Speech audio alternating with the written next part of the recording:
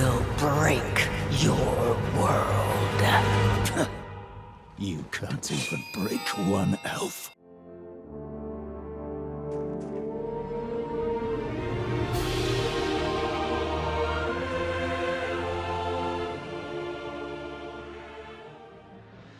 Greetings and salutations, everyone.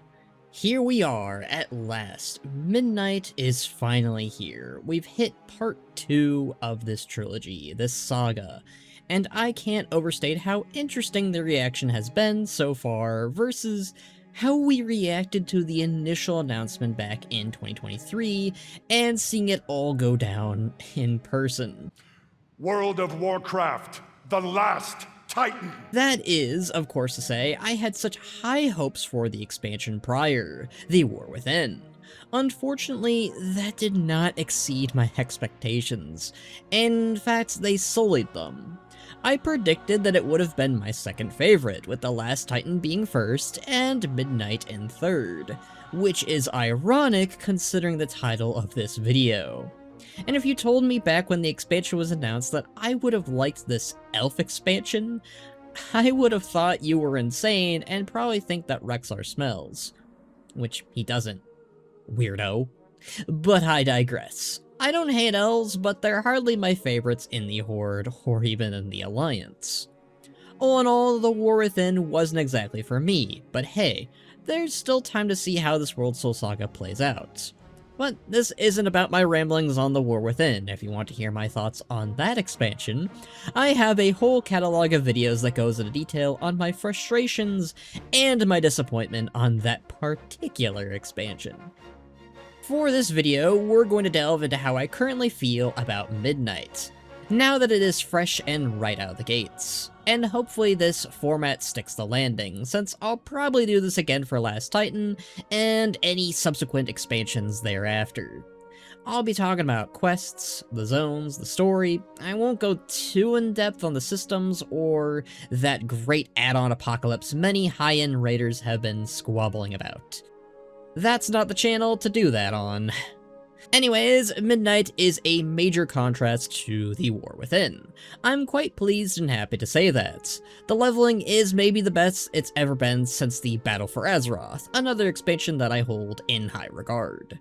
Dragonflight was good, but it had its flaws. The War Within, as I mentioned earlier, didn't really entice me as I thought it would, and Shadowlands, well, it's the biggest piece of dog shit that I have ever heard. That said, I'm going to do a brief rundown of each zones, talk about the star characters, and dwell on some of my gripes that I had with them. The leveling campaign, awesome experience, but it was nowhere near perfect. So far, I'd give it a 7.5 out of 10, which, out of the gates, I'd say is pretty good. Alright, let's dive in, y'all. Starting off with the newly imagined Eversong Woods, it's an absolute treat to see the entire zone revamped and brought into the modern age, and it's a zone that remains iconic for Horde players, like myself. So, getting to interact and kick ass with Lor'themar, Liadrin, Romoth, Haldaron, all the leaders of the respective Sin'dorei sub-factions was an absolute treat for Horde fans like myself, of course. On top of that, you still have the Alliance leaders, Turalyon, Illyria, Umbric, etc., doing things with them and having back and forths too. Having that diametrically opposed friction when both factions are snippy at each other. Even the face of doom and gloom, it's what makes the story a bit more interesting. For instance, when the hostility between Turalyon and Lor'themar is juicy, and I hope we see it come to a head in the near future.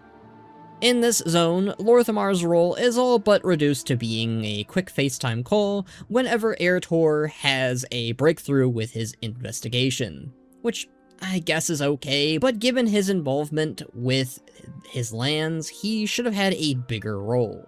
Though I can understand why he's stuck in Silvermoon, with what giving the peace between Turalyon's Vanguard of the Light, the Alliance, the Horde, but I would be remiss if I didn't say I want to see more of Lor'themar on the ground, kicking ass with his people, as we saw in both Throne of Thunder and Nazjatar. Aesthetically, Eversong hits almost all the marks as a revamped and reimagined zone, and it sets the bar for future revamps. Even Blizzard themselves is eyeing an Orgrimmar and Stormwind revamp after the Last Titan. Oh boy, that'll be great. And while Eversong is a masterpiece in art, and what I expect the Sin'dorei architecture to most certainly look like in the more modern setting, I think it would have made sense to keep the Dead Scar, or at the very least, leave the Ghostlands mostly untouched, post-Scourge invasion during the Third War. Maybe keep Deathhome the way it is, with leftover necropolis structures, and the Twilight's Blade campsite scattered all over the place. You know, having those spires of metal that we see all over the Twilight Highlands sticking right into the necropolis somehow. That'd be pretty cool. Silvermoon is beautiful as well. I'm really elated that it's no longer a house of cards being held together by cardboard and bits of string. However, I do think there are some areas that felt a little too different from the original. I know it's an upgrade from 2007's version, but it feels a bit confusing navigating the once familiar streets. I'll give props, it's still a glorious spectacle, and it feels like a bustling city, finally rebuilt after Arthas's invasion. But as someone who frequently spent time there during their Wrath RP days, it's a bit disappointing to see most of the city look completely different and not true to its original state, especially the Sunfury Spire. All in all, the Horde area in general should have looked a little bit more like its original counterpart, is all I'm saying. Speaking of missing assets, what's happened to the Blood Elves and their blood and emerald crystals? Nope, they're not fell, and on top of that, where are the blood golems? You know, those ones we saw bustling about in the Isle of Thunder and such. Have they completely moved on from those? Have they forgotten how much they utilized those mechs back then? The city definitely could have benefited from some of their more reoccurring aesthetics from the past. Not only that, but the Nightborn feel like they're missing within the story too. Now, I know the endgame story is coming very soon. In fact, the raid is going to come out like tomorrow while I'm recording it. And it is possible we could see their armada ready to push back against the Void. But in the leveling campaign, they're pretty much non-existent. Aside from their presence in Golden Mist Village and in the, mentioned Sunfury Spire, such a downgrade. You have Thalrissa just hanging out in the Sunfury Spire without any dialogue, almost no involvement in the story whatsoever. And again, it's possible she could be involved later, but given her martial status to Lor'themar, I feel like we're being robbed. Especially with how good she was in the Suramar story. One of my wishes for this expansion was to have more involvement from the Horde and their defense of Silvermoon, and of course, they weren't really present. Look, everyone knows I'm the Horde's biggest fan, and I will die on that hill. Anything negative you have to say about them, you can tell it to my thrall body pillow. The expansion's intentions were to make this more about the Vanguard of the Lights and all of those scattered elven tribes. So, maybe adding the Horde or the Alliance on top of everything might have been a bit too much, but nothing really details that the factions are busy with anything right now, and they should be able to send their forces, even the forces that we saw all over the place in Khazal-Gar. It's a bit of a plot hole if they've stretched themselves thin with defenders, as Lor'themar mentions. I would have simply said that the Horde and Alliance are just too busy with other Void forces around the world that Zali sent to distract them. But that's neither here nor there. But maybe as time goes on, we'll see the Horde amass elsewhere, hopefully. I'm just so tired of the Horde Council being super inactive and not really having much relevance, when in reality they should have much, much more relevance considering where we are physically in the game right now. A Horde city, a Horde capital. I want to see their input on everything. I want to see them have a meeting regarding Silvermoon's endangerment. But, oh well. Despite my usual glaring issues, what isn't there, what is there is still beauty to behold and will age pretty well and set the standard for future zones and revamps that I predict. What can I say about Zul'aman? This zone, former dungeon, and raid is definitely the highlight of the entire expansion, for me. Going into it, I felt like it was the most anticipated zone, but there was an air of anxiety as well. I feared that they would screw up another troll story, or villain bat the star players of the zone. But fortunately, they didn't. For now, at least. Having a troll central zone with a rich history, culture, and race is something I've been dying to see for quite a while now, especially with Zul'aman, and considering the last time we set foot in their land, it was only constrained to Atalaman. I think we definitely won here. Plus, trolls are my second favorite race in WoW, with orcs of course taking the #1 spot, obviously. Also, just realizing it now, but Battle for Azeroth was the last true expansion with troll focus. Almost a decade ago now. Dear God. Zul'aman introduces a whole slew of brand new characters to interact with, but the main focus is on Zul'jarra and Zul'jan, who are both my current favorite characters in this expansion so far. A big highlight for me was joining Zul'jarra on her travels across the land, searching far and wide for Loas, to obtain their blessings through various trials, and Liajan was there too, as the Hashura, often bantering with Zul'jarra along the way. The trials felt a little bit underwhelming and less challenging from our perspective, but I can understand how they were created from the minds of each respective Loa. Zul'jarra is certainly at her strongest when she has banter with her brother, family, tribesmen, Loa, and even her enemies, and even shows her care for her brother too. Her character arc shows her triumphing over her identity as Zul'jan's granddaughter, and gives her much more identity than the warlord, whose land was ravaged by elves and betrayed by the Horde. Seeing her grow into her own makes me want more from her and Zul'jan in the future. Perhaps if we visit Zul'drak in Last Titan, we'll see many other troll leaders, including them. Though I am still concerned that Zul'jan's fate will be resigned to that of a villain. Don't want that from my favorite boy, Blizzard, I don't want that. And he won't survive when we explore that fog-covered isle to the east of Zul'aman, which would certainly throw a lot of goodwill I've been saying about Zul'aman away. Zul'jan feels like such a breath of fresh air of somebody who can turn from malice at us to a favorable but complicated ally. As I've mentioned previously, I must plead that they don't do the predictable route, but rather keep him as a much more in-depth character and not of him as a bad guy. Worst case, if he does go off that end, give him a redemption and have him live. We've rarely done that with characters. The cutscenes also have a bit less of a budget in this zone, I noticed, which was a bummer in my opinion. But it's not necessarily a bad thing by any means. I just want to see them with a bit more polish than the others had. Just a bit. But overall, Zul'aman is easily a top 5 zone of all time for me. A solid contender for the best zone in Midnight, bar none. And should Blizzard consider this route in the future, make the Amani playable for the Horde, and only the Horde. And like and subscribe if you're enjoying this video so far. I'm trying to wink, it's very hard. In a very interesting and brand new concept for World of Warcraft, Arator has his own questline, as like a sort of zone. Considering he's received a lot of focus from being a main character in a novel recently, and having his own CGI cinematic, it makes sense that he's gonna have his own section. Speaking of, where's my Rexar cinematic? I'm waiting, Blizz. On the subject of Arator, he's okay.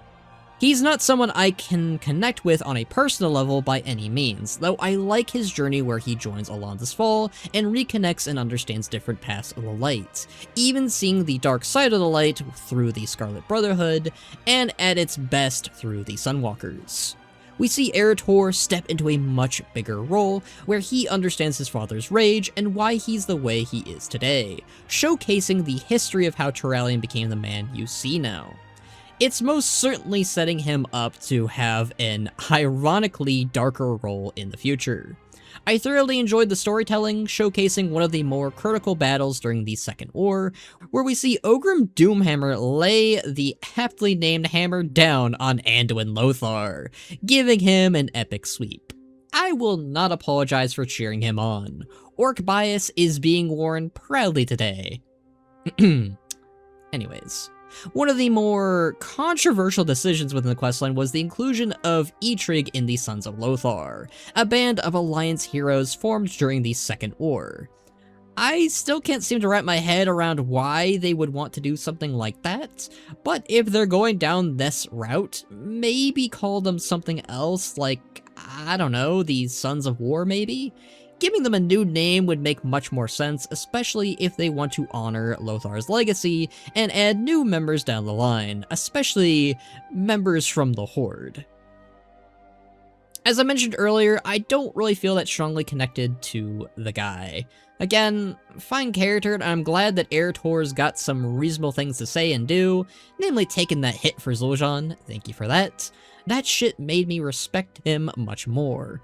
But still, why is he relevant now, outside of him being the child of Turalyon and Illyria?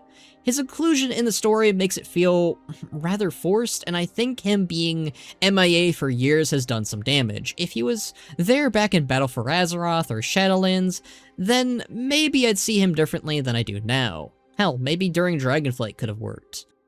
Maybe he'll grow on me more as time goes on, but for right now, I hope other characters get the chance to swing over him.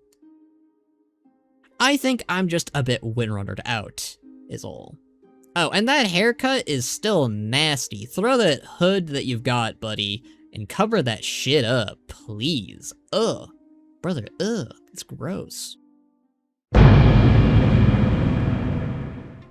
Harrandar is most certainly the weakest part of Midnight. I don't think it's bad either, but it does feel the most jarring part of the experience. I love the aesthetics of the zone, from its abundant mushrooms and a whole array of beasts hunters can tame. Plus, it gives off Zingermarsh and Batani vibes, which I'm absolutely digging. Those places and those races are pretty dang cool. I was surprised how much I ended up actually liking the zone given the mixed reception from all my friends and the World of Warcraft community over on the Twitter or Blue Sky. Me personally, it was nothing to go crazy for though. I liked the Harrandar and War Within, especially Arwena, but they do feel like another case, much like the Earthen, where I don't think they should have been playable, and that should have been reserved for a long requested race or new customization for current races. Looking at you, Blood Elves. Well, really, every mainstay race could use some new customization love. But it does feel more like it was woven for the War Within, rather than what we're dealing with in Midnight. There's plenty of evidence in the data files that supports this too. Which makes sense given their involvement in the World Soul Saga. It is at least helping set up just how much damage the Titans have done to Azeroth herself, and how much we should realistically be giving them the stank eye. But hey, we're gonna deal with them in some capacity in the next expansion, and hopefully club Odin in the kneecaps too. Stupid ass motherfucker. Last but not least, in Voidstorm, once known as Predacia, it was a world that several empires would war against each other, completely ravaged and torn up from years and years of conflict. Now, another battleground for the Void to run wild and vie for control, consuming their enemies upon defeat. While the concept was exciting, this was maybe my least hyped zone when it was announced. But I was surprised and ended up liking it a lot more than I did. I mean, I don't like the aesthetics of the zone itself, it kinda hurts my eyes really, but the spires are cool, and it's interesting to get to team up with the Voidwalkers, albeit briefly for once. Illyria gets to share the spotlight with the Void Elves and Lothraxian, and she doesn't even have one of those void-triggered migraines either. To me, she was a highlight, which was also a surprise given how tired I was of her in the War Within. Whew. I suppose it helps it felt like she was learning and growing from what happened in the previous expansion, something that is desperately needed for her arc to come full circle. As we've established a foothold within the Voidstorm, we meet the Dominar, who I wouldn't exactly consider to be cool, but I do think they're interesting bunch to ally with, albeit for our own benefit. It is a bit strange we haven't heard of them before, but hey, if we haven't heard of the Jarden part of the Dragonflight, then stranger things have happened. Having only come across Void Lords, Void Walkers, Ethereals, whom I'm glad we're fighting against again, the Dominar feels so odd that they're so rare and have no prior history. I have to wonder if they're exclusively only to the Voidstorm then. Speaking of, I have to speculate if this is meant to be Xali's homeworld, or if it's somewhere else. Their skies are kinda similar in the cutscene and in the zone. There are plenty of headcanons that speculate Xal'atath's homeworld either revered Elune, or the Earth Mother, or the Light, or a similar deity. Hey, maybe they worshipped Anshi. Who knows? But there's one that I feel could potentially be the one that inspired her to start her 100,000-year war plan. That's a long time. Imagine if her own homeworld was actually Telegra's Rift, the Void Elf's starting zone, or rather, the world that Sargeras shattered as it was consumed by the Void. The very place that kinda got his own start with his whole Burning Crusade. That's also very poetic storytelling. I think that would be far more interesting than the Voidstorm, but hey, that's me. Those two both getting their start on the same planet. It's all connected, I love it. In regards to Xal'atath, her lack of presence throughout the story is felt. Granted, I think this was intentional to not inundate us with her every pivotal moment. But damn, she could have been instrumental in driving Lothraxion to go and destroy one of the Nexus points, rather than get upset after Decimus deceived us to obtain Terminus's mantle. Great character, by the way, I do like Decimus. I'm suspecting that's the plan for the next part of the story, once the Sunwell and Voidstorm are ultimately both dealt with. It definitely feels like we're falling into whatever plan that she's cooking up. This probably had some of the best side quests too. The Draenei Exiles, the Ethereal Family conflict are the ones that stand out the most to me, especially the former. A lot of care and love went into that, and there are tons of little Easter eggs and lore tidbits if you play a Draenei or another class in that particular one. Definitely worth checking out if you're venturing through the zone. I know whenever I'm leveling my Draenei, I'm gonna go check out that place, and those exiles.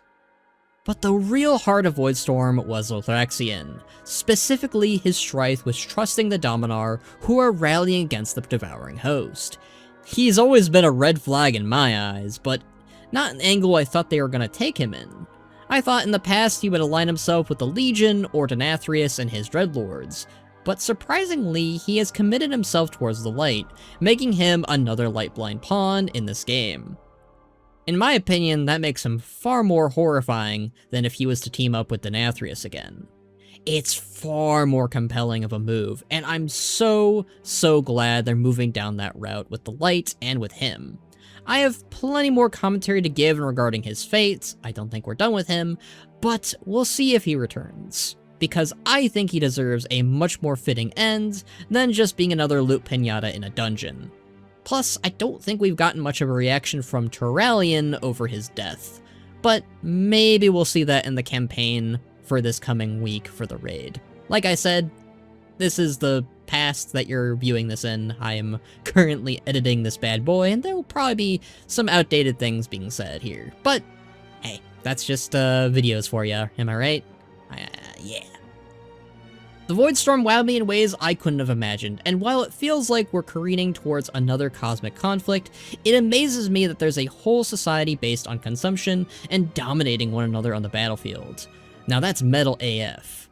That said, I hope we'll be able to find the Dark Heart somewhere in the zone, not necessarily as housing decor item per se. Maybe in the future we'll go on a recon mission to receive it and keep it under lock and key, so that we prevent another war like this in the future. Or maybe we utilize it in a different way. Use it ourselves? Or perhaps another will. All in all, I'm quite happy and excited with Midnight. It's nowhere near the same perfection as, say, Mista Pandaria, but it's a step in the right direction after the War Within. I'm so elated and so happy that it is making me interested again. Well, not everything, but World of Warcraft continues to surprise me in ways I haven't been. It's given a lot of quality content and some stinkers in the past, but right now, we're in a really good spot with the game and in the saga. As of recording, we're not really in the final chapters yet at all for the first initial wave of the campaign, or the raid. That's coming out tomorrow, basically. And the PTR for 1.0.5 has gone live, which includes some banger transmogs that I can't wait to collect. That Sunwalker stuff. Oh. We won't really get to touch on some of the content until it's live, which means we're going to be going in blind. And who knows, maybe after all that's said and done, after the March in Quel'thelas, we'll get to see where we're going in 12.1. Maybe it's a tool attack. I hope so, because what's better than having a whole Amani troll zone? Another Amani troll zone. And more Zul'jan, but as a good guy. On the subject of what's to come for Midnight, we were teased with Thrall and Sylvanas' returning figures at some point. And hey, maybe they'll include that Voidstorm fella. He's been asleep for a bit, huh? Okay, they've got my hints at the very least. This can always change, but if you're curious to see where Midnight sits right now, bink, here you go. I personally think that's quite impressive for an early on expansion, but hey, that's what I think. That all being said, thank you all for watching and listening. Let me know your own thoughts on Midnight. Are you enjoying it? Are you not enjoying it? Tell me in the comments down below. Anyways, thank you all for watching. I've been Khono Chronos, your lovely time demigod and host. Be sure to like, comment, share, and subscribe for more videos like this one in the future. Be sure to join the Discord for more discussions with myself and the community, and a special thanks to the patrons and YouTube community members to help keep this channel alive and well. But until next time, my friends,